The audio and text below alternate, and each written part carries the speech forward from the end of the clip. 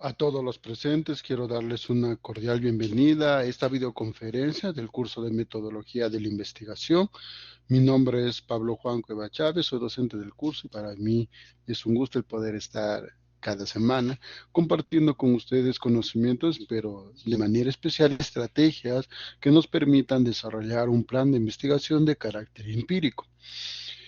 Como todas las semanas, al iniciar esta videoconferencia, quiero indicarles que esta videoconferencia está siendo grabada para aquellos estudiantes que por motivo de fuerza mayor no puedan acompañarnos el día de hoy, puedan ver la grabación en su respectiva oportunidad.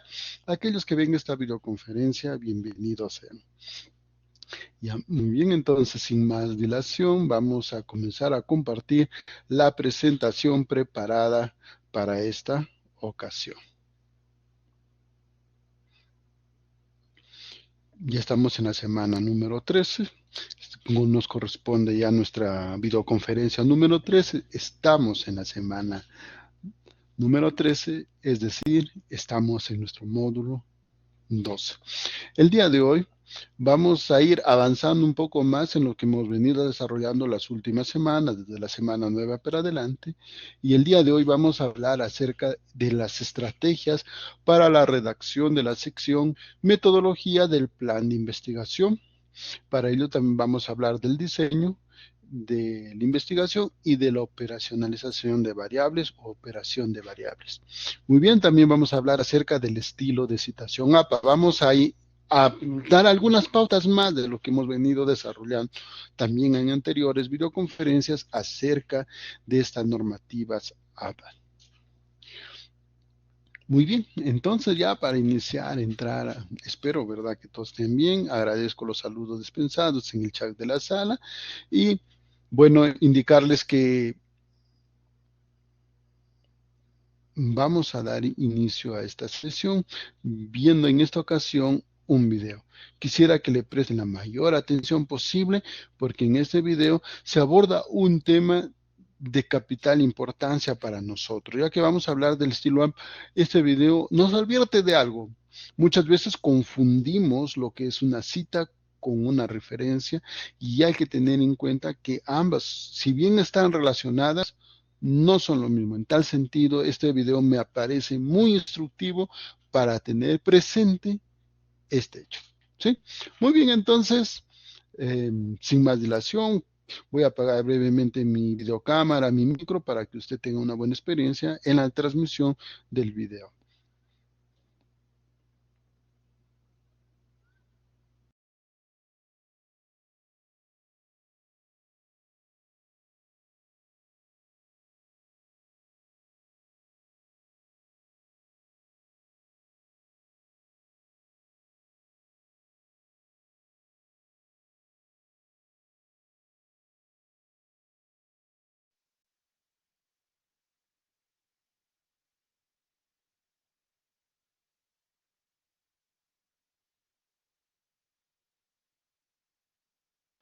Hola, bienvenido nuevamente a tu dosis semanal de investigación.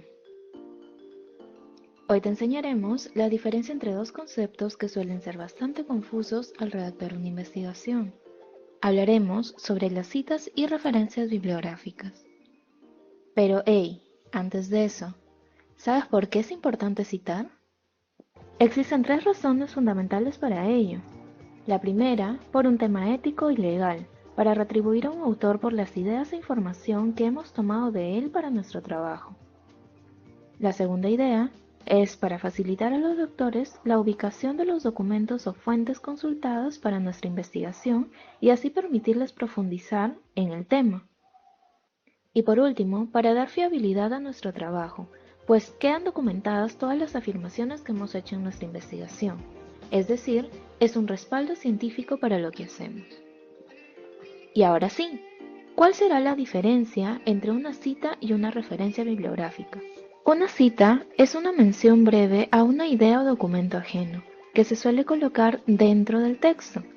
Su estructura usual incluye solamente el autor y el año.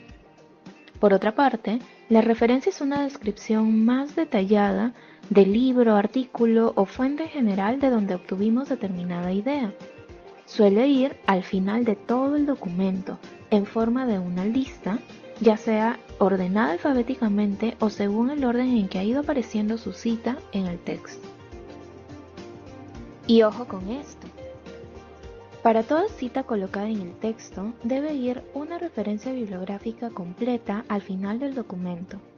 Asimismo, debe tenerse en cuenta que solo colocarás una referencia de la bibliografía que has ido citando en el documento, no solo la que has revisado. Ahora veamos algunos ejemplos de citas. He consultado un artículo científico del autor Martens que fue publicado en el año 2004.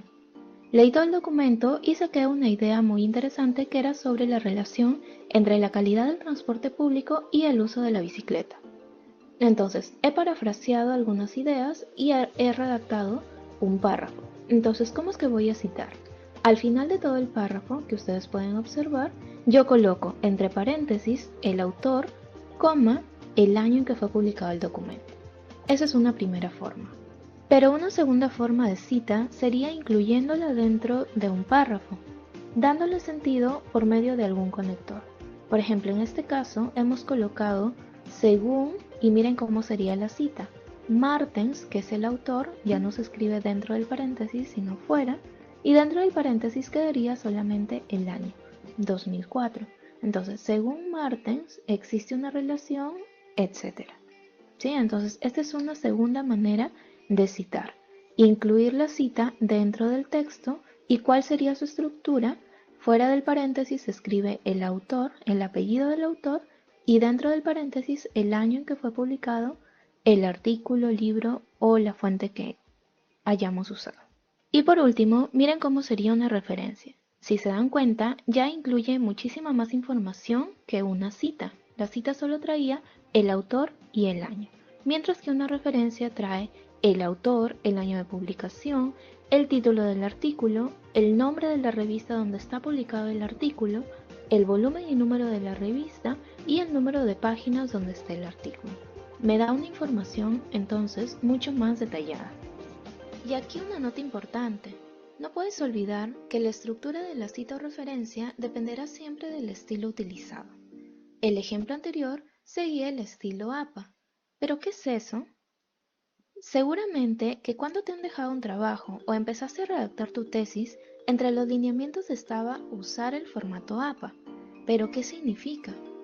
Pues las normas APA son estándares creados, en este caso por la American Psychological Association, con el fin de unificar la forma de presentación de trabajos escritos a nivel internacional. Así como existe el formato APA, existirán muchos otros, como la IEEE, la ISO 690, la norma cubana, el estilo Vancouver, etc. Pero también tenemos buenas noticias, y es que ahora, gracias a todos los avances tecnológicos que existen, vamos a encontrar herramientas que nos van a ayudar a gestionar toda nuestra bibliografía. Entonces, no vamos a necesitar aprendernos todas las normas o todos los estilos que existen. Vamos a encontrar, por ejemplo, gestores bibliográficos como Mendeley o Citavi, y además podremos encontrar en la web generadores online de citas. En el próximo video hablaremos más a detalle sobre ellos, especialmente de los más reconocidos a nivel mundial como Citavi, Mendeley, Zotero y Scriba. Esperamos que este video te haya sido muy útil para tu investigación. Recuerda que subiremos videos semanalmente, así que suscríbete y da clic en la campanita.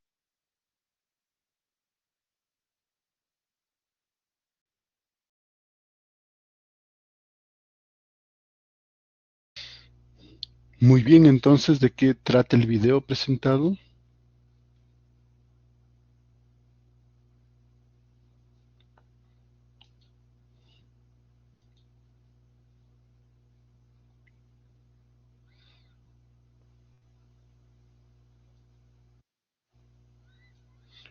Perfecto, de la diferenciación entre citas y referencias, ¿verdad? Entonces, también en base a ello, por ejemplo, ¿alguien podría decirme cuál es una diferencia que presenta el video entre citas y referencias?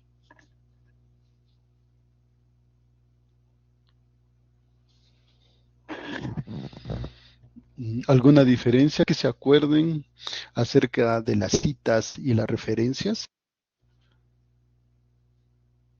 Brian dice, unas se incluyen en el texto con un conector. Mm, ya, pero sería bueno que me indique una, ¿cuál? ¿A qué se refiere? ¿La cita o a la referencia?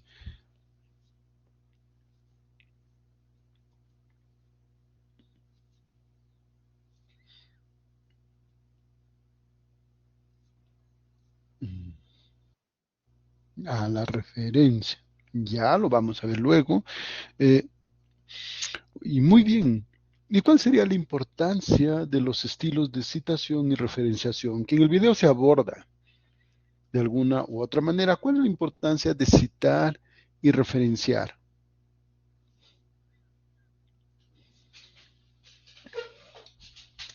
¿Cuál creen que es la importancia de este proceso de citar y referenciar?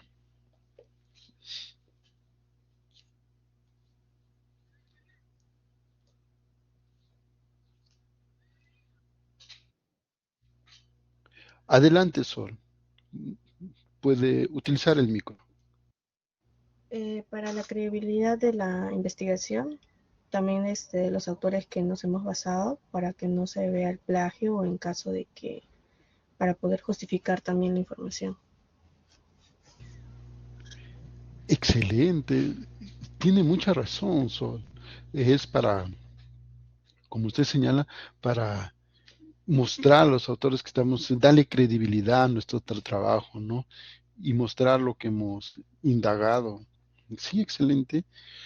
Y algo para recordar, Ade, porque también vamos a ver en qué consiste la operacionalización de variables.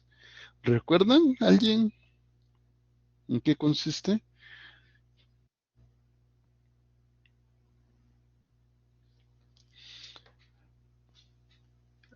Muy bien. Gesen, Grace nos dice que se refiere a la cita y la referencia escrito en el chat, que es darle crédito y reconocer el trabajo de los autores e investigadores. Le da más peso, validez a nuestro propio trabajo. Sí, efectivamente, Grace, excelente, ha complementado muy bien lo que señaló verbalmente nuestra compañera Sol, excelente. También Mers, Celina nos dice, la cita es una mención abreviada de una fuente dentro, la diferencia, excelente, dice, es una mención abreviada de la fuente dentro del texto para dar soporte a una idea, ajá, mientras que la referencia es la lista completa de los datos de esa fuente al final del documento. Excelente, Celina, usted lo ha dicho mucho mejor que yo realmente, le felicito, gracias. Eh, Estaba preguntándoles, ¿verdad? Antes ya de presentarles el logro de nuestro día de hoy, ¿en qué consiste la operacionalización de variables?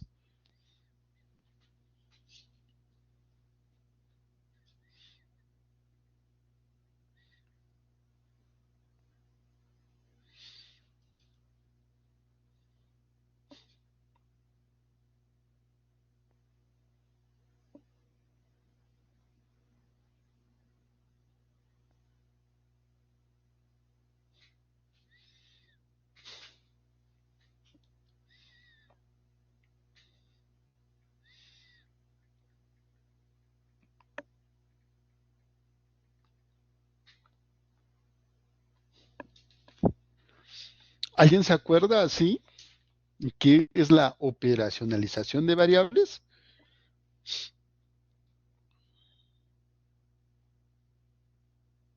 Así de una manera muy breve y concisa. ¿Quién se acuerda? Mm, Bueno, hoy vamos a hacer un repaso de ello, pero igual, a ver, ¿alguien se anima? Muy bien, entonces vamos a continuar. Miren, les quiero dejar antes, la operacionalización de variables está en la parte de la introducción. ¿Dónde se encuentra? Perfecto, Gianfranco. En nuestro protocolo se encuentra en la introducción, ¿verdad, Gianfranco? Muy bien, gracias. Ahora bien, les dejo esta pregunta para que reflexionen. Miren, eh, Y justo tiene que ver con esto de la operacionalización de variables. Ahorita no quiero que me respondan, sino después de abordar este tema que voy a tratar el día de hoy, quiero que usted meticulosamente piense, porque al final esto le va a ayudar hasta su tesis. ¿Cuál es la importancia de señalar claramente la operacionalización de variables y la población de estudio para el diseño de una investigación científica? Si respondemos a esa pregunta, quizás entendamos que gran parte de lo que vamos a hablar hoy sobre la metodología reposa en estos dos aspectos: en señalar operacionalización de variables e identificar nuestra población de estudio. Muy bien, entonces hoy sí quiero presentarles cuál es el logro de nuestra sesión del día de hoy. El logro esperado consiste en que al terminar esta videoconferencia estemos en condiciones de identificar los componentes metodológicos de la matriz para la elaboración del plan de investigación, así como el estilo de citación APA a partir de algunos estudios de casos. Muy bien, entonces ese es el logro propuesto, y para la consecución de ese logro, el desarrollo temático lo vamos a dividir en dos partes principales. Por una parte, vamos a hablar y vamos a recapitular algunas ideas básicas y vamos a profundizar un poquito más en algunos aspectos relacionados con la operacionalización de variables y los diseños de investigación. Vamos a repasar gran parte de ello, pero vamos a dar un pasito más, como siempre, acerca de estos temas. Por otra parte, también vamos a hablar de la ética de la investigación y los estilos de citación APA. ¿Por qué esto es importante? Y vamos a retomar algunas pautas del estilo de citación APA, pero vamos a adentrarnos en algo que se está volviendo fundamental en la ciencia, que es hablar de la ética en la investigación. ¿Sí? Entonces, eso es el temario del día de hoy, el cual vamos a abordar brevemente. Muy bien, entonces hoy sí comenzaré indicando que hoy vamos a hablar de la sección de la metodología de nuestro plan de investigación. Eh, Recordarán, y quiero comenzar retomando unas ideas muy importantes que hablamos en su respectiva oportunidad en la sesión anterior. Vimos la diferencia entre una investigación científica culminada, completa, y un plan de investigación, ¿verdad? Vimos cómo una investigación completa está abocada por cuatro partes principales, no digo únicas, sino cuatro, que es el centro neurálgico de toda una investigación, que es la introducción, la metodología, los resultados y la discusión de los resultados, ¿verdad? Eso es, en esencia, un plan de investigación, una investigación completa. Ahora bien, un plan de investigación coge estos dos primeros elementos, introducción y metodología, y les había hecho la comparación entre eh, un plano, que es nuestro proyecto, y la construcción ya efectiva de un edificio o una vivienda de acuerdo a ese plano. Nosotros, al igual que esa diferenciación, vamos solamente a elaborar ese plan, es el plano, nada más. Lo vamos a dejar listo para construirlo si queremos algún día nuestra investigación, pero no es lo mismo, ¿sí? Vamos a hablar del plan nomás. Entonces, como nuestro plan tiene dos grandes partes, tenemos introducción, que ya hablamos la semana anterior, y hoy vamos a hablar de esa parte denominada metodología. Entonces, esta sección del plan de la investigación, en esta sección debemos detallar todos los procedimientos para recoger los datos que nos permitan a nosotros contrastar, o sea, someter a prueba la hipótesis de investigación, y al hacer eso vamos a obtener respuestas al problema y controlar nuestra variable de investigación, ¿sí? Ojo, entonces esta sección nos señala exactamente qué debemos hacer en nuestro trabajo de investigación para recoger nuestros datos. Es como señalarnos el protocolo que debemos cumplir en una determinada obra, ¿sí? O sea, lo que debemos no obviar, lo vamos a dejar ya establecido. Yo quiero realizar esta investigación, muy bien. Estos serán mis participantes, este serán la manera como voy a analizar, dejar todo establecido. Si yo lo quiero desarrollar, debo cumplir estas indicaciones que están en la parte de la metodología. ¿Ok? Entonces, eso le debe quedar claro. O sea, esta es la parte que me proyecto a futuro. Si yo voy a desarrollar mi casa, muy bien, entonces yo debo comprar, debo verificar que cumplan con todo esto, los requerimientos. ¿Ya? Por eso es que esta parte implica, de alguna u otra manera, determinar o definir la unidad de análisis, de observación, el diseño de la investigación, el método, las técnicas que voy a emplear, los instrumentos. O sea, que voy a utilizar para mi investigación o que, bueno, utilizaría para llevar a cabo mi investigación. ¿Comprende? Es por eso que una característica de la metodología cuando uno hace un plan o proyecto de investigación es que ésta se redacta en futuro. O sea, si yo lo voy a realizar, ¿qué voy a hacer? Entonces, por eso la redacción debe ser en futuro. Diré, mi población estará en futuro, constituida porque es futuro. Ya no es presente, sino futuro. Si yo realizo esa investigación, mi población estará. Si yo realizo esta investigación, mi diseño será de tipo tal. Será, estará. Entonces, futuro. ¿Ya?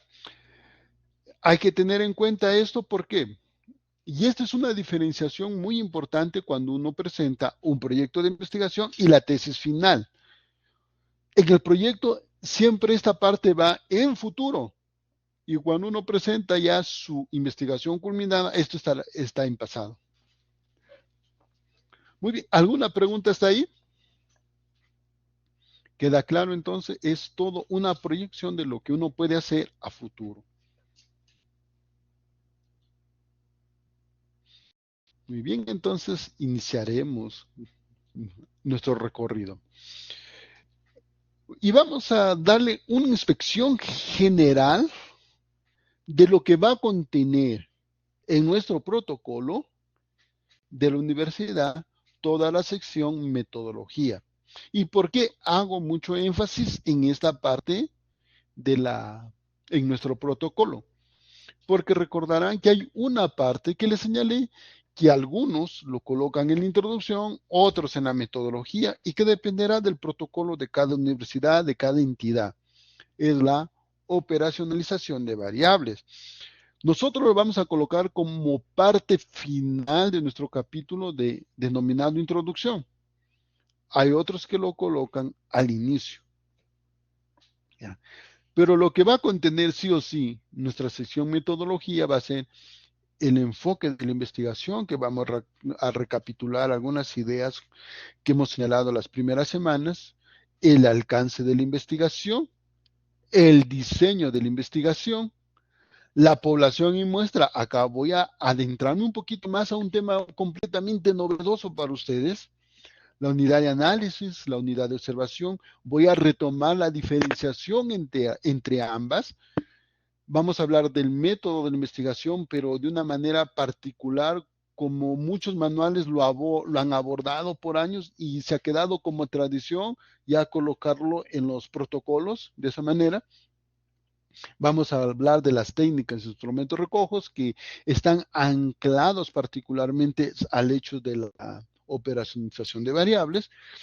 Y finalmente vamos a hablar de los aspectos éticos de la investigación que tienen que ver también con el estilo de citación APA. Entonces, brevemente, hay aspectos que ya le hemos tratado con mucho mayor detalle en las diferentes videoconferencias que hemos ido desarrollando a lo largo de este curso. En tal sentido, en algunos voy a hacer muy rápido y en otros me voy a detener un poquito más, ¿sí? Entonces, Comencemos con el hecho que les acabo de decir. Comencemos con nuestra idea de operacionalización de variables. Entonces, recuerden que la operacionalización de variables consiste en el hecho de indicar los instrumentos y procedimientos que utilizará, o en nuestro caso, utilizaremos para medir nuestra variable de estudio. Y recordarán acá el ejemplo que les puse en su respectiva oportunidad de la persona que coloca como variable, por ejemplo, la temperatura. Tiene que señalar un instrumento y tiene que señalar específicamente cómo va a utilizar ese instrumento. Por ejemplo, si va a utilizar un termómetro digital, un termómetro de mercurio, en qué zona lo va a colocar, cuánto tiempo lo va a utilizar o tomar la temperatura del paciente. Todo eso se detalla, ¿sí? Todo eso forma parte de lo que se llama la operacionalización de variables.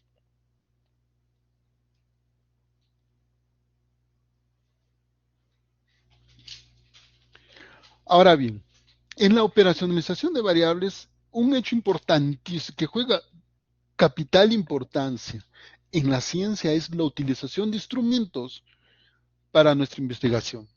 O sea, no podríamos hablar fielmente de la temperatura solamente tocando la frente y diciendo que está caliente, o que está tibio, o que está frío, ¿verdad?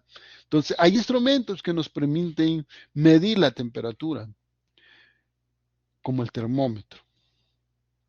Ahora bien, entonces cuando hablamos de instrumentos, vemos que es de capital importancia para la investigación científica.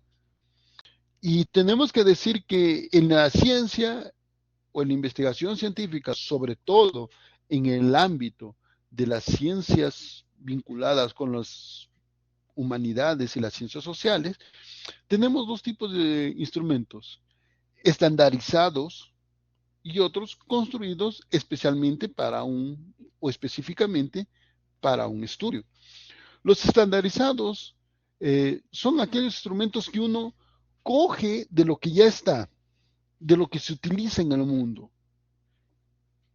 Y muchas veces requiere pequeñas adaptaciones, porque muchos de esos instrumentos han sido creados en otros contextos culturales, en otros idiomas. Entonces, al traducir, requieren ciertas adaptaciones para no desvirtuar los hechos o pequeñas modificaciones. ¿Ya? O sea, es cuando tenemos un instrumento ahí ya creado. Y yo lo cojo, ese instrumento, lo traduzco, lo adapto para mi estudio.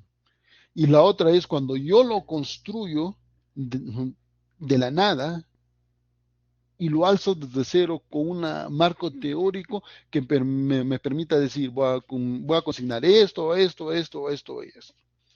¿Ya? Entonces, esos son los dos tipos de instrumentos que uno puede utilizar. Ahora bien, es necesario acá hacer una pequeña tingencia. Ambas necesitan validarse. Pero la diferencia está en que los construidos es mucho más tedioso, necesita mostrar muchas más cosas que la anterior. Ahora bien, nosotros de alguna u otra manera descubrimos el instrumento, describimos un poco nuestro instrumento de investigación en una matriz que trabajamos la semana anterior, denominada matriz de operacionalización de variables, en donde hemos descrito minuciosamente el instrumento de investigación. Y en ello hemos señalado, por ejemplo, aspectos tales desde la definición conceptual, la definición operacional, los niveles de medición y señalar si tiene dimensiones o no, y los indicadores de esa variable, si es una variable compleja, ¿no? Y entonces habíamos puesto el ejemplo de esta operacionalización de clima organizacional. Vimos que esta matriz contiene, por ejemplo, la definición conceptual, o sea, conceptualmente qué es, pero también operacionalmente cómo lo voy a medir, qué voy a utilizar. Por ejemplo, en este caso dice, la definición operacional se mide a través de un instrumento tipo Likert, que tiene 6 dimensiones. Comienzo a describir, digo primero el tipo de instrumento y qué dimensiones voy a considerar. Y se darán cuenta que toda la descripción que prácticamente hago en la definición operacional forma parte de las dimensiones que están en el cuadro. Y también señalo cuáles serían los indicadores de cada una de esas dimensiones. Finalmente les había indicado que es bueno señalar cómo consideramos nosotros dicho nivel de medición. Es decir, si lo consideramos en este caso a la escala tipo Likert, un nivel de medición ordinal o un nivel de intervalo. Ojo, que esto tiene mucha influencia en nuestro análisis de datos. Entonces, el investigador debe saber que tiene que tomar la decisión, o bien es ordinal para él, o bien es de intervalo. No puede ser ambos. Compréndanlo, no puede ser ambos. Tiene que siempre les he dicho, a mí lo que me gustó de la investigación científica es uno toma riesgos en cada decisión, sobre todo en esta parte metodológica, porque acá uno toma decisión. Hay bastantes cosas que están a nuestro criterio. Nosotros tenemos que ser juiciosos en las decisiones que tomemos. Entonces, cada cosa será un riesgo para nuestro trabajo. Y eso es lo bonito. Por una decisión mal tomada, como pasa en la vida, se nos puede caer todo nuestro trabajo, les comento. Y eso lo hace emocionante. Bueno, para mí lo que lo hace emocionante realmente la investigación científica y por eso me gusta mucho. Entonces, uno toma la decisión o lo considera a la variable y al instrumento que voy a utilizar como un nivel de medición ordinal o bien de intervalo. No puede ser ambos. ¿Ya?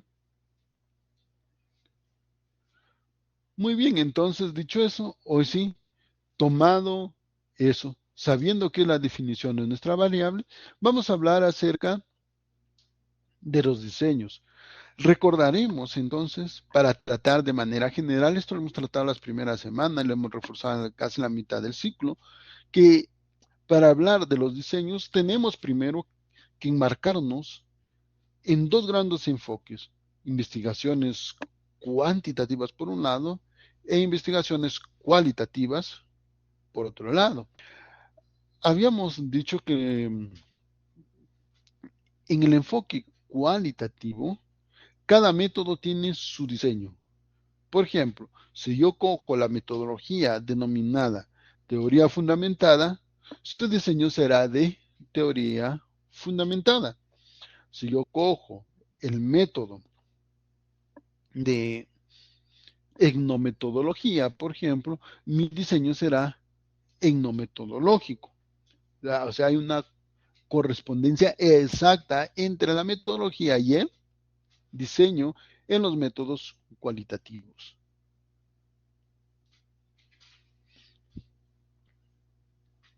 Ahora bien, en los diseños cuantitativos, nosotros hemos visto primero que tenemos que decidir el nivel de investigación. Ya habíamos hablado del nivel exploratorio, descriptivo, correlacional o explicativo, que algunos lo conocen también como causal. O sea, cuando uno habla de nivel explicativo o causal, son sinónimos en términos metodológicos.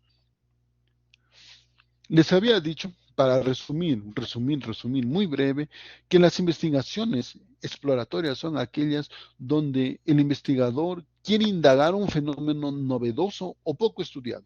Entonces ahí plantea un nivel de investigación exploratorio. Ahora bien, cuando un investigador quiere describir con mayor exactitud posible un hecho o fenómeno, o pretende construir un instrumento de investigación para medir un hecho o un fenómeno específico, estará en una investigación de carácter descriptivo. Ahora bien, Luego está el nivel correlacional.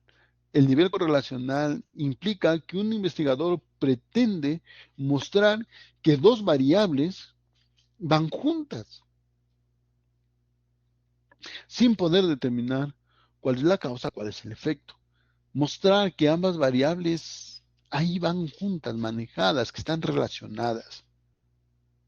Finalmente, las investigaciones de tipo causal, que tienen una fuerte fundamentación teórica, que tiene que estar justificada teóricamente, permiten determinar las causas de los fenómenos, dar explicaciones del por qué acontecen los hechos. Esos son el nivel más alto de la ciencia. Ahora bien, luego de decidir cuál es el nivel de nuestra investigación, tenemos que decidir también qué diseño vamos a optar. Y tenemos dos grandes diseños, como hemos visto en las sesiones anteriores. Por un lado están los diseños experimentales y por el otro los diseños no experimentales. Vimos anteriormente que la opción de hacer un diseño experimental o no experimental está en el hecho fáctico de que el investigador puede y va a manipular una variable de estudio. Si puede y va a manipular, estará ante la presencia de un diseño experimental. Si el investigador no puede o no va a manipular una variable, entonces estará ante un diseño no experimental. Ahora bien, los diseños no experimentales son de dos tipos, longitudinales y transversales. Les había dicho que el transversal es lo que todo universitario hace, pues consiste en recoger información en un único periodo del tiempo. Y cuando digo un único periodo del tiempo, puede referirse a 1, 2 o 3 o más meses, pero solamente recojo datos un tiempo determinado. Luego voy a mi casa con esos datos, lo proceso en un computador y lo analizo y lo presento mis resultados a la comunidad académica. ¿Sí? Nada más. El longitudinal necesita necesariamente hacer más de 2 mediciones en el tiempo. Por eso no se realiza en pregrado. No creo que usted se quiera quedar 3, 4, 5, 10 años en la universidad para hacer un estudio longitudinal, ¿verdad? Entonces, y luego hablaremos ya de los trabajos experimentales. Entonces, si usted puede y efectivamente va a manipular una variable, tiene tres opciones. Por un lado están los diseños pre-experimental, cuasi experimental y experimental puro. Les había comentado en su respectiva oportunidad que el experimental puro reúne tres condiciones básicas. Primero tiene dos grupos, el grupo experimental y el grupo control. Segunda condición, la asignación, ya sea al grupo experimental o al grupo de control, debe hacerse al azar mediante una rifa de manera aleatoria. Y tercera condición, debe haber mínimo dos observaciones en el tiempo. Una antes de aplicar un estímulo y una después de aplicar el estímulo, tanto al grupo experimental como al grupo control. Esas son las condiciones básicas que no pueden faltar en cualquier trabajo de investigación experimental puro. Ahora bien, los diseños preexperimentales siempre le faltarán algo, al igual que al cuasi experimental. Por ejemplo, al cuasi experimental le faltará la asignación al azar. No pueden porque trabajan con grupos ya constituidos con grupos naturales, donde el investigador no puede modificar ese hecho, ¿ya? Y el preexperimental generalmente falta una observación y no tiene grupo control.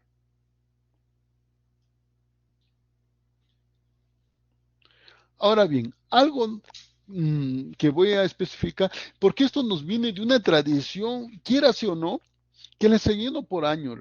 Y esto fue la razón de por qué me dediqué tanto a la investigación, porque leía tantos manuales y colocaban método de investigación, deductivo, inductivo, analítico, experimental o histórico. Entonces, cuando nosotros colocamos, sobre todo en las investigaciones de carácter no experimental, en la metodología, debemos colocar cuál es el método eh, intelectual más apropiado que se ajusta al trabajo que estamos haciendo. O sea, si nosotros consideramos que nuestra investigación es más que todo analítico, o es inductivo o es deductivo. Recordemos que el deductivo es partir de la generalidad hacia y vamos a la particularidad. Y el inductivo es lo contrario, partimos de cosas particulares, concisas y sacamos una generalización al final. El analítico es aquel método donde nosotros a un problema lo descomponemos en sus respectivas, en los más mínimos componentes y luego elaboramos una síntesis de ello. Experimental es lo que he señalado anteriormente y el histórico es casos de las ciencias humanas donde seguimos un hecho, una evolución de algo. Y esto sí tiene su propia metodología y es muy rigurosa en ese sentido.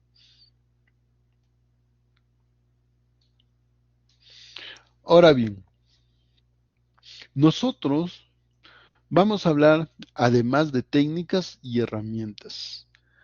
Las técnicas serán aquellos pasos más generales que nosotros que nos permiten designar la manera como vamos a proceder en una investigación concreta, ¿ya? Y nos señala las herramientas que vamos a utilizar y cómo lo vamos a utilizar, ¿ya? Por ejemplo, por eso están vinculadas las técnicas con la herramienta. Por ejemplo, si yo voy a utilizar como método de observación, diré como técnica, la observación, mi instrumento será la guía de observación, ¿sí? De la misma manera, si yo, por ejemplo, voy a utilizar como técnica de investigación la encuesta, mi herramienta será un cuestionario y así sucesivamente, ¿ya? Si yo voy a utilizar como técnica la entrevista, mi herramienta de investigación será la guía de entrevista o guión de entrevista. Bien, entonces miren, recuerden, hay una relación entre la técnica y la herramienta que uno va a utilizar. Hoy sí voy a ingresar a hablarles brevemente sobre ciertos aspectos que no los había trabajado anteriormente, de la población y muestra. Técnicamente, la población es el universo de todos los elementos implicados en el estudio y la muestra es una porción representativa de la población de ese estudio. A ver, para graficar eso voy a utilizar el clásico ejemplo de muchos manuales de estadísticas, porque esto lo tratan los estadísticos. El clásico ejemplo es la torta. Yo tengo una torta, muy bien. Esa torta es como si fuera mi población, ese todo. Y una muestra es un pedazo de esa torta, por eso de ser representativa. Corto, y esa tajada es mi muestra. ¿Y por qué se señala esto como ejemplo? Porque para saber si una torta está rica o no, si está agradable o no, o de qué sabor es, si es de chocolate, si es de vainilla o de cualquier otro tipo, no necesito, por utilizar el término muy coloquialmente, zamparme toda una torta, ¿o sí? ¿No? Sino que necesito comerme solamente bueno, para mí será una buena tajada de torta para saber si efectivamente de qué es, si me agrada o no, si está rico o no. Entonces, es así, porque es una representación, por eso es una porción representativa de la población, que me va a decir, me va a dar información sobre ese todo.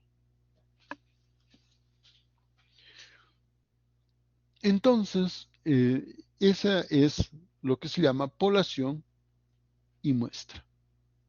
La muestra siempre es esa pequeña porción que tomamos.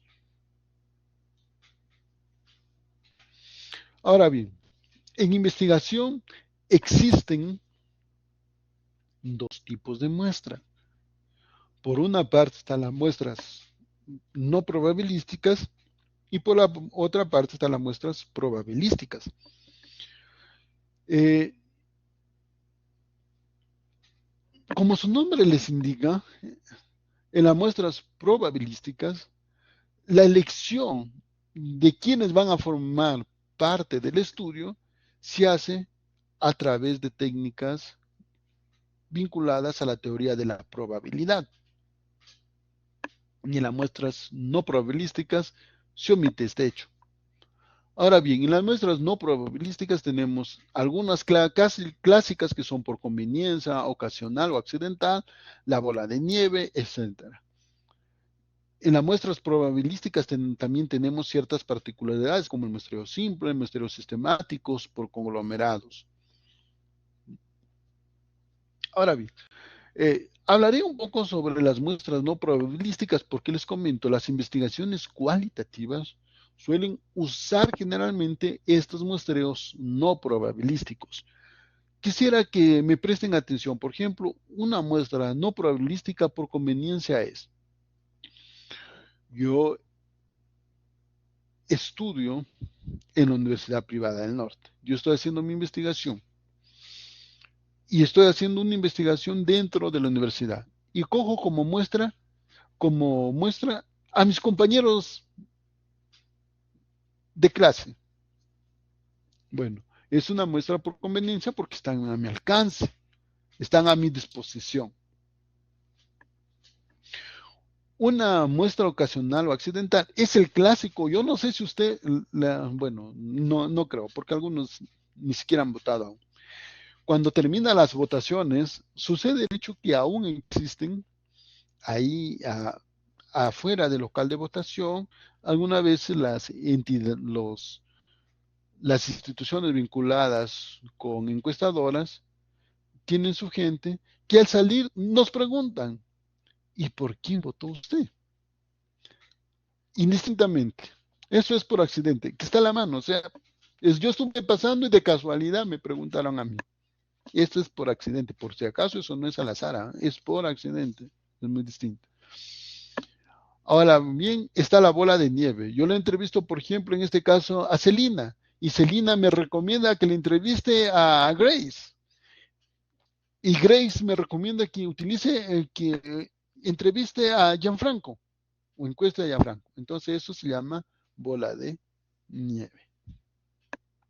Ahora bien, en los muestreos probabilísticos, uno tiene que saber quién son toda su población y a partir de saber quién es toda la población, comenzar a efectuar un sorteo de quienes van a formar parte del estudio. Y a ese que sale seleccionado, debo sí o sí considerarlo en mi estudio. ¿Comprende? Esa es la gran diferencia de los muestreos probabilísticos. Ahora bien, algo que habíamos hablado en las sesiones anteriores también era acerca de la unidad de análisis y la unidad de observación. Les había comentado que la unidad de análisis son las unidades quienes constituyen el objeto de estudio y las unidades de observación son quienes nos proporcionan información respecto a la unidad de análisis. Les había mencionado el ejemplo de la famosa encuesta ENAO, que es Encuesta Nacional a Hogares, que lo realiza el Instituto Nacional de Estadística Peruano, donde se recaba información de los hogares peruanos, ¿verdad? O familias peruanas. Entonces, ahí les había dicho que la unidad de análisis está constituida por los hogares o familias peruanas,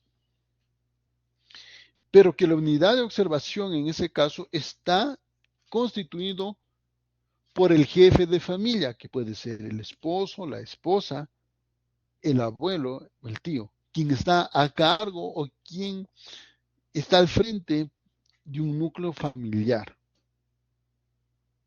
¿Ya? Entonces, les había dicho, para distinguir la unidad de análisis, yo tengo que proyectarme a futuro, decir cómo voy a redactar mi resultado. Si yo digo, la familia peruana está constituido en promedio por 3 integrantes, ¿de quién estoy hablando? No estoy hablando del papá, no estoy hablando de la mamá, sino estoy hablando de la familia. No estoy diciendo que en general las mujeres del Perú tienen 3 hijos, no. Estoy diciendo que en promedio cada familia tiene 3 integrantes. ¿Se dieron cuenta? Entonces, miren la importancia de saber definir nuestra unidad de análisis y también nuestra unidad de observación. Generalmente coinciden, pero no siempre.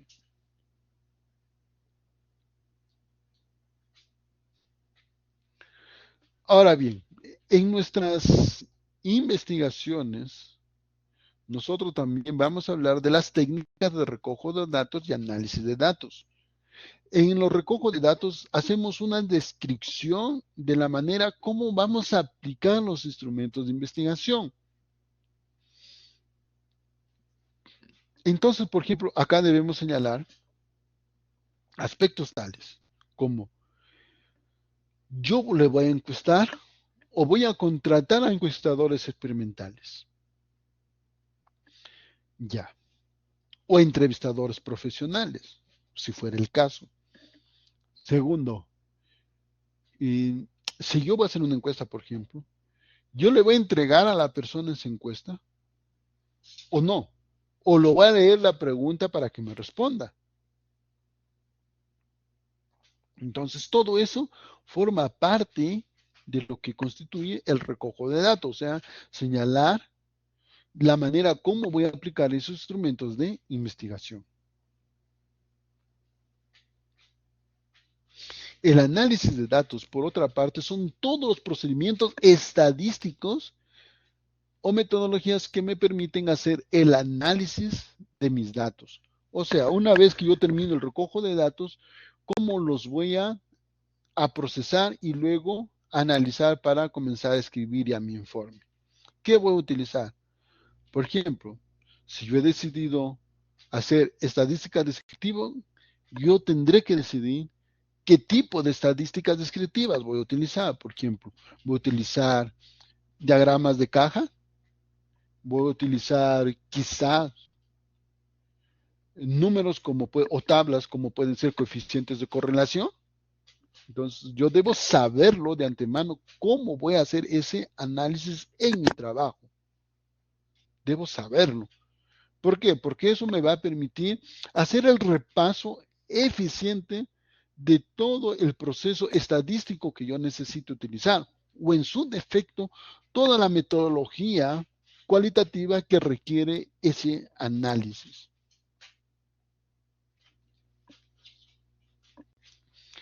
¿Hasta ahí hay alguna pregunta, alguna consulta acerca de la primera parte de esta exposición vinculada directamente a ya al aspecto metodológico del trabajo?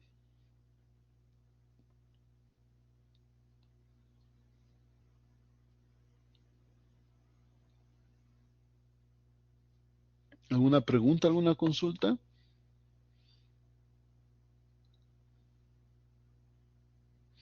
¿No? ¿Todo claro?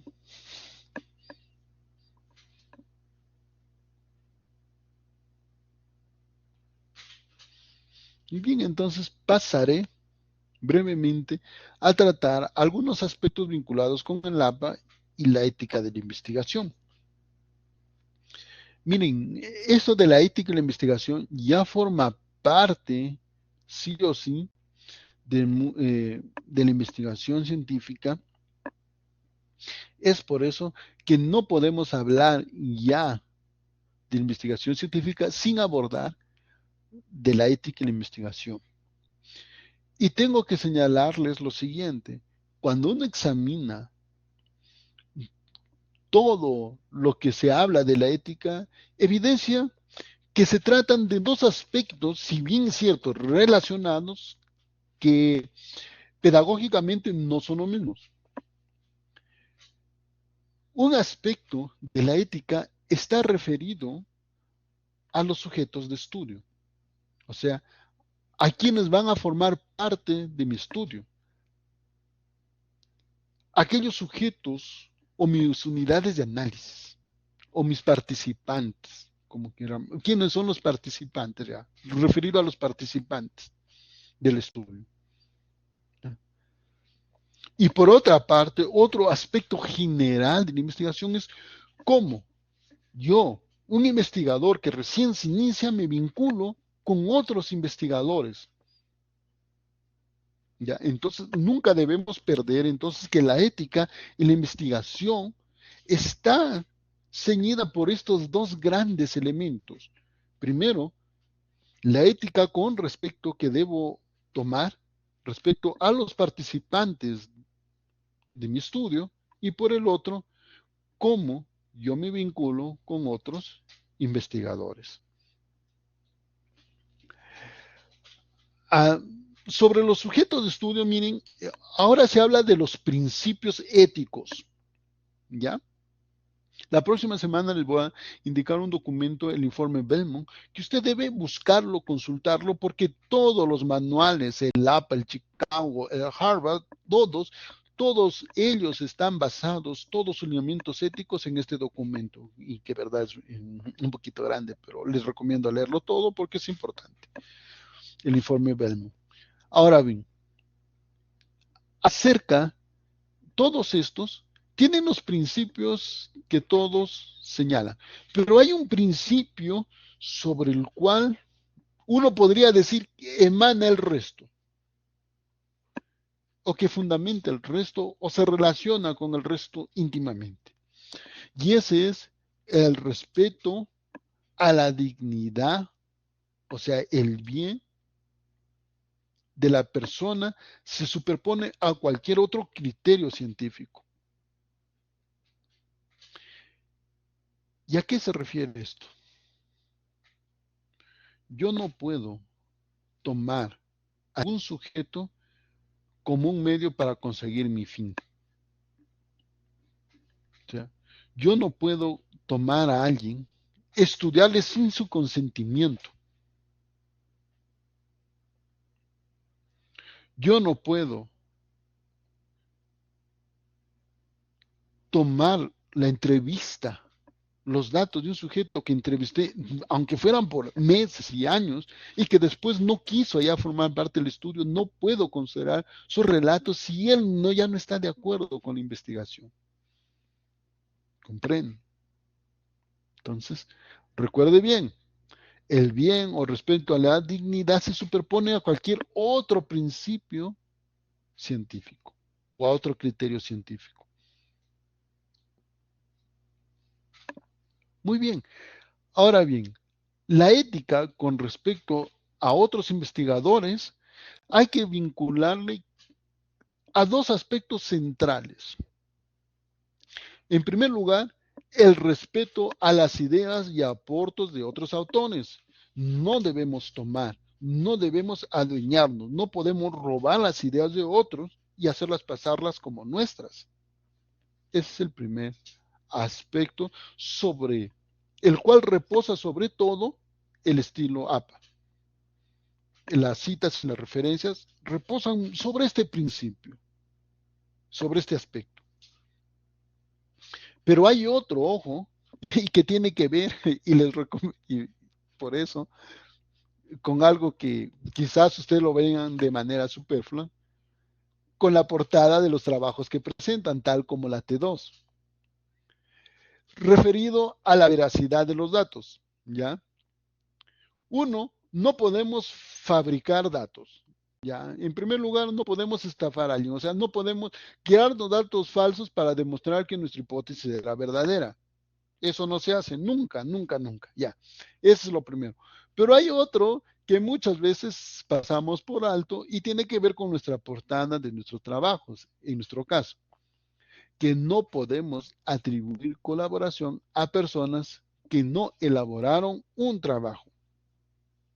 O sea, si alguien no participó en una investigación, no tendría por qué aparecer su nombre en dicha investigación, bajo ninguna circunstancia. Entonces, miren, eh, esos hechos. Por eso, yo les he dicho, sobre ambos aspectos reposa el manual del estilo APA, pero él sobre el primer aspecto se ha referido al respeto a las ideas y no tomarse las ideas de otros, que reposa las citas y las referencias. Y para ello vamos a repasar, ¿verdad?, sobre estos, vamos a repasar los principios básicos de las citas y referencias. Ojo, de esto depende todo lo que usted hace cuando cita y referencia, cuando coloca datos, todo esto. En primer lugar, se respeta la autoría de las ideas, sea de manera textual o parafraseado. O sea, no importa si usted va a parafrasear un texto, tiene que respetar quién es el autor de esa idea. Dos, las citas y referencias deben servir para identificar la fuente exacta de una idea. Por eso, no puede usted obviar ningún dato en las referencias, porque usted necesita decirle al investigador: si usted no me cree, puede consultar usted mismo dicha investigación y acá está todos los datos para que usted pueda leer dicha investigación. De ahí que debe haber siempre correspondencia entre la cita y la referencia. Recuerde el principio que lo señala mucho el mismo APA, que es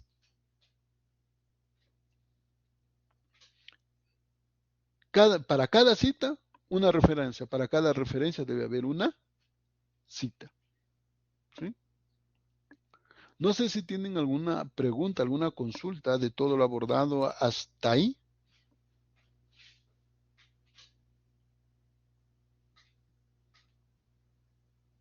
¿No? Si no fuera el caso, voy a hacer, mire, les he preparado en esta ocasión para matizar, porque las últimas semanas han sido trabajos, así va a hacerlo acá. Esta vez les he preparado un juego interactivo en el Kahoot. Quisiera que participen, porque ya que estamos en semana de evaluación de la T3 y que son generalmente preguntas, hay que ponernos a prueba. Quizás estas preguntas nos ayuden a elucidar y a tener una mejor actuación en nuestra evaluación T3 de esta la presente semana, y de la cual también voy a hablar en esta videoconferencia en esta ocasión, ¿sí? Entonces, dicho esto, quisiera que todos los que estamos participemos de este juego, porque aparte nos ayudan a clarificar, a mejorar algunos aspectos que quizás han quedado no del todo claro, ¿sí? Entonces, ahorita les alcanzo el enlace para que se puedan unir a esta.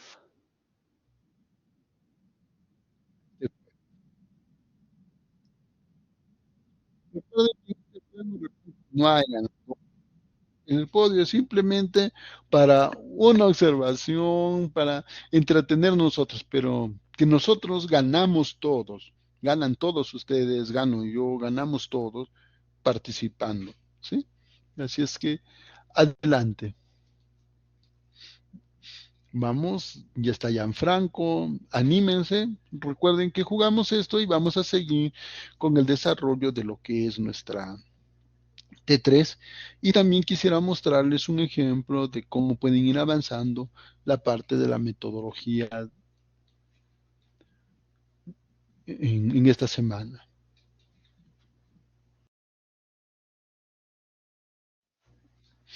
Brian, ¿qué pasó? Adelante.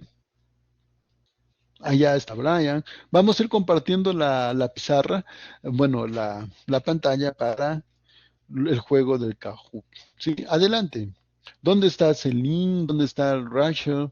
Renzo, Celina, Adriana, Cristian?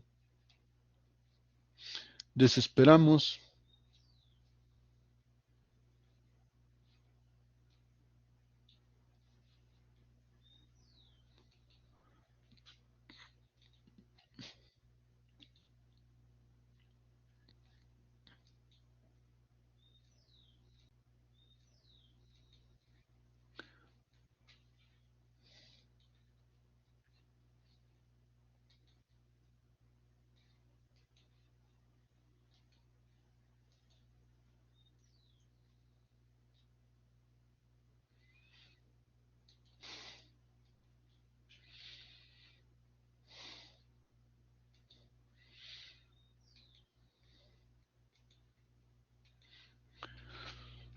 Somos tres. ¿Dónde están? A ver, vamos a ver quién falta. Tamercy, Ryan, Gianfranco. Ya, muy bien. A ver, Cristian, ¿qué pasa? Adriana, Rachel, Renzo. Muy bien, vamos a dar inicio, miren, ¿eh? Les va a ser una competencia reñida. Recuerden que esto va a ser, miren, ya aparte, este juego les he propuesto sobre todo verdadero y falso, ¿ya? Para que les sea mucho más fácil en esta ocasión. Así es que, atentos, a verdadero y falso, prácticamente es todo, ¿ah? Verdadero y falso. Así es que, a sus marcas, ¿están listos? Listos, empezamos.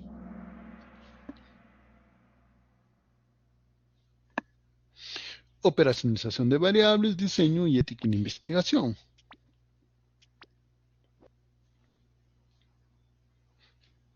Todas las variables de investigación científica se deben operacionalizar.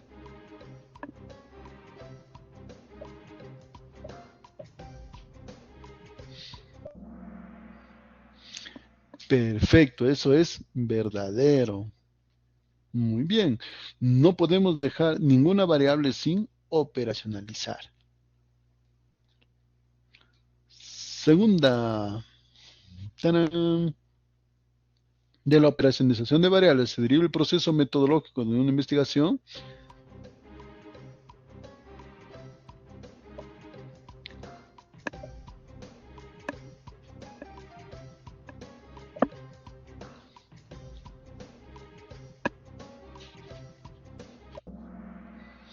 Verdadero, efectivamente, recuerden, el diseño se deriva de ese proceso de operacionalización de variables.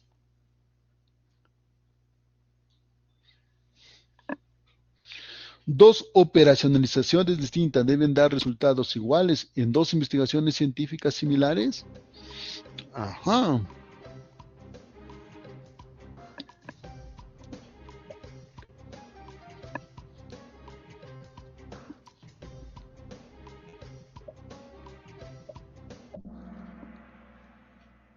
Muy bien, falso, efectivamente. Y tienen mucha razón. ¿Por qué? Porque generalmente no podríamos, si utilizamos diversos instrumentos, no podríamos dar por sentado que los resultados son similares.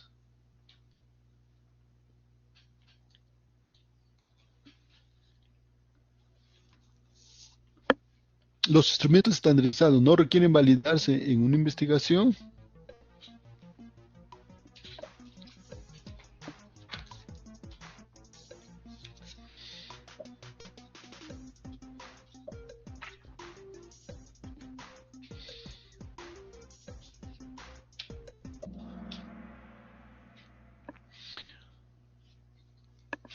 Perfecto. Eso es cierto, es falso. Pues todo instrumento necesita, sea estandarizado o no, necesita validarse. Siguiente, a ver. ¡Tarán! Toda variable de investigación requiere de una definición conceptual y una definición operacional.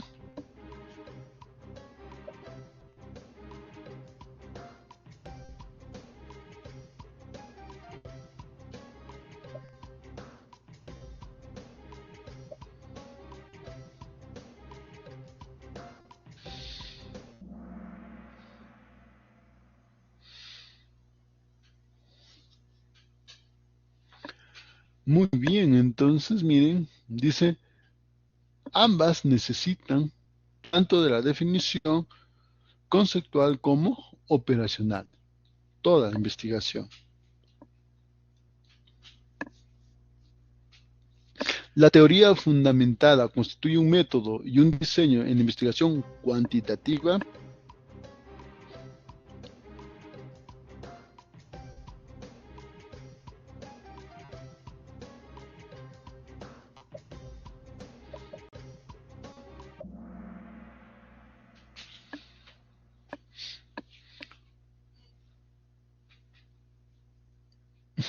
Muy bien, estaba atento. Yo dije, ya cayeron esta vez. No, muy bien, les felicito.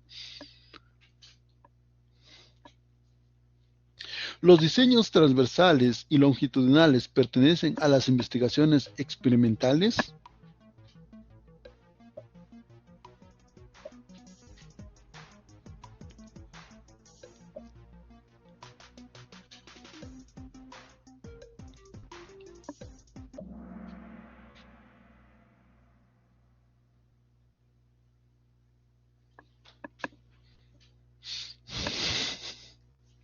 Muy bien. No se dejaron engañar. Sí, efectivamente, los diseños que se señalan, los transversales y los longitudinales, son de diseños no experimentales. Les felicitan, estaba atentos. Muy bien, ya tienen buen andamiaje teórico. Los diseños cuasi experimentales tienen asignación al azar de los participantes.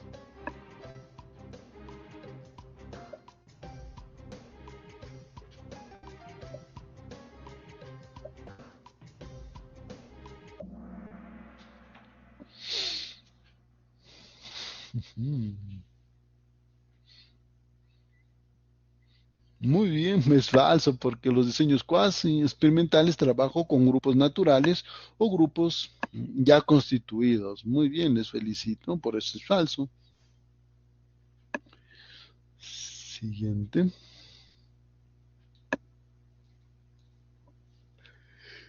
Las unidades de análisis son los que nos brindan la información.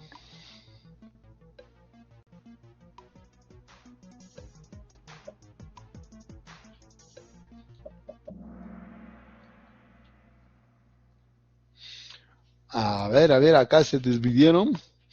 No, recuerden que quien nos brinda la información son las unidades de observación. ¿Sí? No se olvide de eso. La unidad de observación nos brinda la información.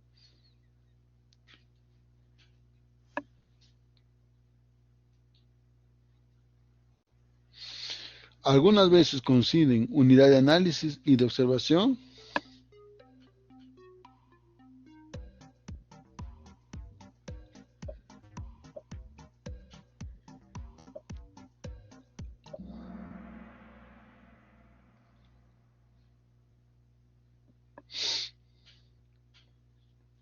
Efectivamente, eso es verdadero.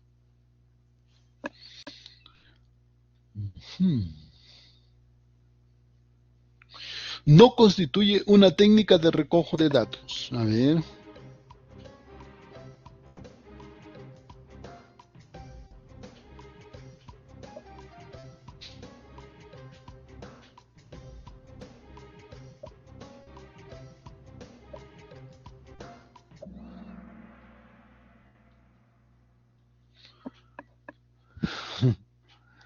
Vamos a ver. Realmente dice, no constituye una técnica de recojo de datos. Habíamos hablado que la encuesta, la entrevista son técnicas de recojo de datos. La observación también es una técnica, pero ojo, una cosa es la observación y otra cosa es la ficha de observación. La ficha de observación es un instrumento, por lo tanto, es quien no no es una técnica de recojo de datos.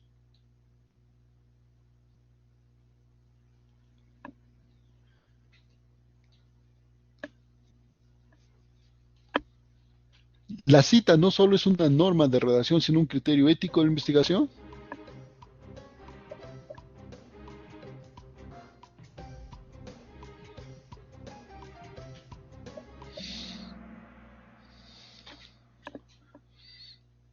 Efectivamente, no es solamente norma, sino un principio ético, ¿no? Forma parte de la ética. Las ideas parafraseadas no necesitan ser citadas.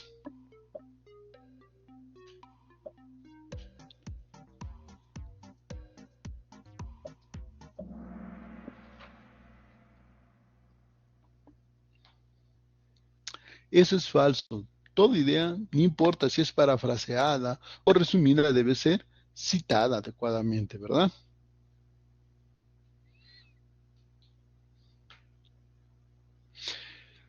¿Debe haber correspondencia exacta entre citas y referencias?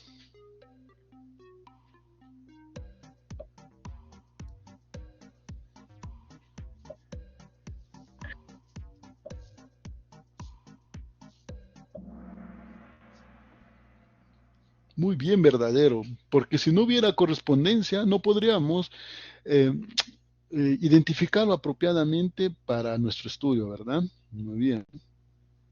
La última, ¿toda cita debe ser referenciada?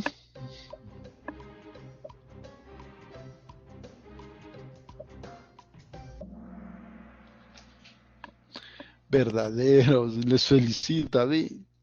La curiosidad me mata.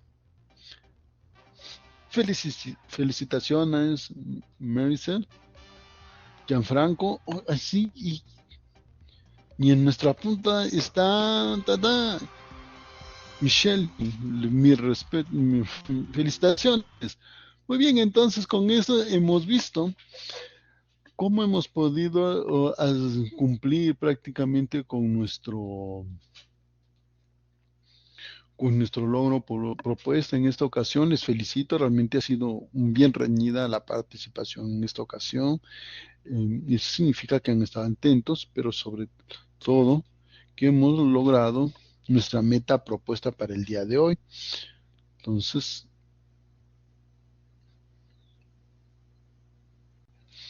la cual consistía en que al final de la sesión estuvimos en condición de identificar los componentes de la matriz para la elaboración del plan de investigación, así como el estilo APA. ¿Ya? Muy bien, entonces para ya nuestras conclusiones, señalar nuestras conclusiones, tengo que decirles lo siguiente.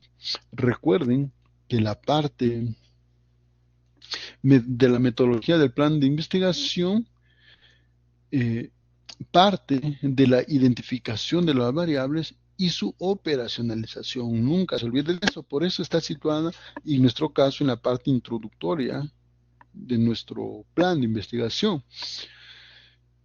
Además, necesitamos hacer una adecuada identificación de nuestra población de estudio y las unidades de análisis. En pocas palabras, de los participantes. Además, debe haber correspondencia entre el objetivo de la investigación con el enfoque, el alcance y el tipo de investigación. Finalmente, hacerle recordar que el componente ético de la investigación está referido al respeto del sujeto de estudio y la relación con otros investigadores. Acá están nuestras referencias, nuestros libros utilizados, y les invito una vez más a la próxima videoconferencia, que vamos a hablar ya del plan de investigación. Vamos a hablar de los requisitos formales. Les voy a mostrar y el plan de investigación que vamos a elaborar, y finalmente vamos a hablar acerca de la matriz de consistencia. Este es un instrumento de capital importancia para hacer un examen de lo que hemos elaborado como equipo o lo que estamos elaborando como investigadores. Al hablar, ¿verdad?, sobre el plan de investigación, quisiera indicarles que con ello vamos a hablar cómo ya tenemos nuestro trabajo final de curso casi listo. Les voy a mostrar que lo que hemos venido trabajando, hoy sí nos toca comenzar a cortar y copiar lo que hemos hecho para elaborar y redactar nuestro plan de investigación que nos van a solicitar en nuestra evaluación final. ¿Sí? Entonces, la próxima semana es muy importante participar. No sé si hay alguna pregunta, alguna consulta respecto al abordado el día de hoy. ¿No? Ya, muy bien. Entonces voy a avanzar un poquito más y después, si me queda tiempo, voy a mostrarles un documento que voy a subir para que se guíen a cómo ir avanzando la parte de la metodología de su plan de investigación. ¿Sí? Miren, ya estamos llegando al final de nuestro curso y estamos en la semana 13. Y en esta semana hay una evaluación calificada que es la T3. Ojo, una vez más, como toda evaluación calificada con cuestionario, porque va a ser un cuestionario, esta va a evaluarnos nuestros conocimientos y la calificación es vigesimal. Una vez más les señalo por qué les digo esto. Porque ha pasado caso en que las personas que han dado esta evaluación no han respondido en ninguna respuesta con acierto. Entonces, hay que ser consciente de ello. Pues algunas veces me escriben, profesor, no me ha puesto nota. Bueno, el sistema le coloca automáticamente su nota, pero si usted falla en todas, bueno, el sistema le va a calificar 0,0. ¿Ya? Por otra parte, indicarles que esta evaluación, como todas de cuestionarios, se desarrolla desde una PC y no desde un dispositivo móvil, como puede ser un celular o un tablet. No, tiene que ser sobre una PC de escritorio o sobre una laptop. ¿Ya?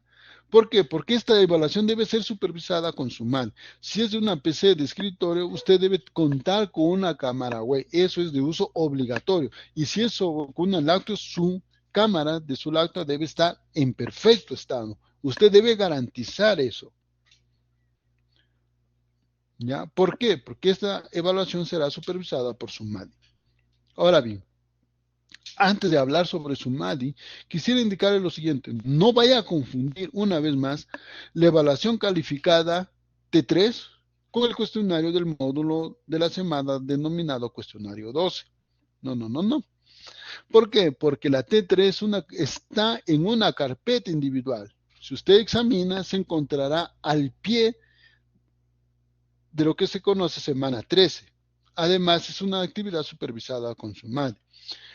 Otro hecho importante, que cuando usted ingresa, usted debe ingresar a dar su evaluación por dicha carpeta, es decir, en la que dice evaluación calificada T3. Ahí tiene que ingresar por ese medio, por ese enlace, debe ingresar a dar su evaluación. ¿Sí? No ingrese por otro lado porque cuando usted ingresa le va a presentar fallos, que ya le pidió contraseña, que ya le pidió código. Eso es cuando usted está ingresando de manera incorrecta a su evaluación. Muy bien, sobre su MADI, la semana pasada y el día de ayer les he subido estas indicaciones una vez más, porque esta ya les había compartido también anteriormente en las semanas de la evaluación T1. ¿Y qué se señala acá? El uso de su MADI y de una cámara web encendida durante toda la evaluación es obligatorio. Obligatorio significa que no podemos dejar de cumplir.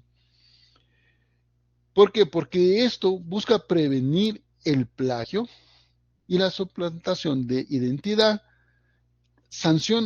hechos que son faltas graves y que son sancionadas según el reglamento de disciplina del estudiante.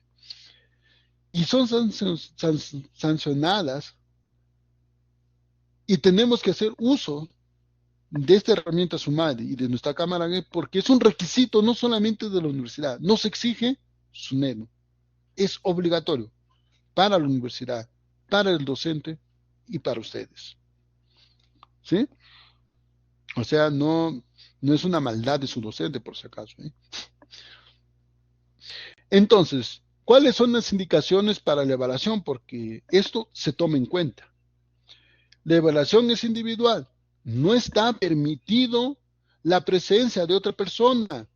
Ojo, no debe haber nadie al lado suyo durante su evaluación. 2. Ubíquese en un lugar bien iluminado, con su rostro completamente visible. Usted debe garantizar que su rostro se enfoca en la video. Antes de iniciar debe colocarlo correctamente su rostro en el centro de su monitor. Por eso dice, mantén tu rostro centrado y enfocado en la cámara web durante toda la prueba. Cierra cualquier aplicación o ventana que no sea de SUMADI. ¿Ya? No debes utilizar auriculares, audífonos, celulares, tablets, así como mascarillas, gorra, lentes oscuros u otros elementos que impidan ver tu rostro claramente. Ojo, acá dice que no debemos estar consultando nuestro celular, una tabla en nuestros apuntes durante la evaluación, ¿ah? Porque es como cometer plagio durante una evaluación, ¿ya? Importante, si no cumples con los lineamientos, tu calificación se verá afectada. Para eso, si usted quiere, revise su sílabo para conocer el detalle y las condiciones de la evaluación. Están establecidos en el sílabo. Ante cualquier inconveniente técnico, ojo al piojo. Ante cualquier inconveniente técnico, comunícate de inmediato con tu docente y con contacto UPN, ¿ya? Entonces, esas son las condiciones que quería pasarles de SUMADE. Ahora bien, también indicarles que si bien es cierto, la evaluación ustedes lo pueden rendir hasta el próximo lunes 17, yo les recomiendo hacerlo como máximo hasta este sábado 15. La razón es muy sencilla, porque si ustedes presentan algún problema, me pueden comunicar ese día y yo ayudarles en la solución del mismo. Recuerden que los domingos, pues acaso, yo no puedo ingresar al sistema. Muy bien, también indicarles que cuando termine la evaluación, porque les comento que seguimos en evaluación técnicamente hasta terminar todos los requisitos, porque he subido, ¿verdad? Un anuncio de que ya he subido, bueno, lo que les voy a comentar en breve, ya. Pero la próxima, apenas ya se cierre la semana de evaluación completamente, voy a compartir este mensaje para aquellos que tienen problemas con su grupo y desean hacerlo de manera individual. Deben hacerlo primero, deben solicitar, yo examinaré las evidencias que están presentando y tomaré una decisión sobre esa base. Ahora bien, importantísimo, les he subido este anuncio para aquellos estudiantes que por cualquier motivo necesitan retirarse del curso. Recuerden que su última oportunidad es el 13. Pasada esa fecha es imposible. Pasada esa fecha, usted tiene que afrontar los riesgos de no haberse retirado a tiempo, ¿ya? Entonces, por eso, miren, les he subido a este anuncio. Entonces, tienen hasta la semana 13. ¿Cómo pueden hacer el retiro del curso? Recuerden que ustedes lo pueden realizar a través de su portal Mi Mundo UPN en la sección Solicitudes. Otras solicitudes y completar todos los datos solicitados, ¿sí? No sé si tienen alguna pregunta, alguna consulta al respecto.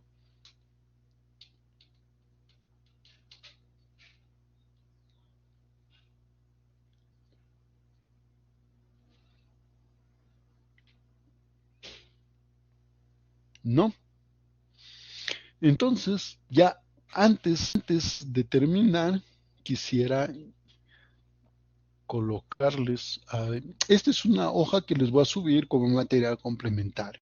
En esencia, es prácticamente la matriz que hemos visto la semana anterior, usted se dará cuenta, en donde ya no he llenado todo lo que hemos desarrollado, solo las partes importantes, para hacerles acordar que tienen su pregunta, que ya deben haber hecho su marco teórico en base a su esquema de redacción. También ya han hecho todo está con amarillo porque todo lo que está resaltado ya lo hemos trabajado, ya lo tienen. Ahora bien, ¿qué es lo nuevo de este ejemplo que les pongo?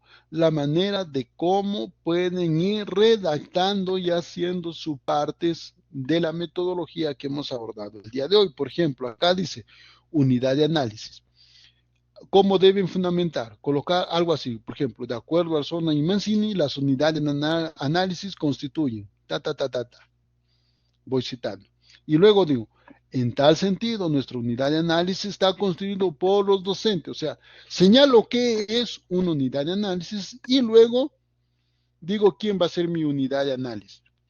De la misma manera debo proceder con unidad de observación, con métodos, cuando hago enfoque, alcance, diseño, cada una de estos. Es decir, por ejemplo, debería decir, las unidades de observación son lo cito al autor, en tal sentido, o por ende, nuestra unidad de observación será señal.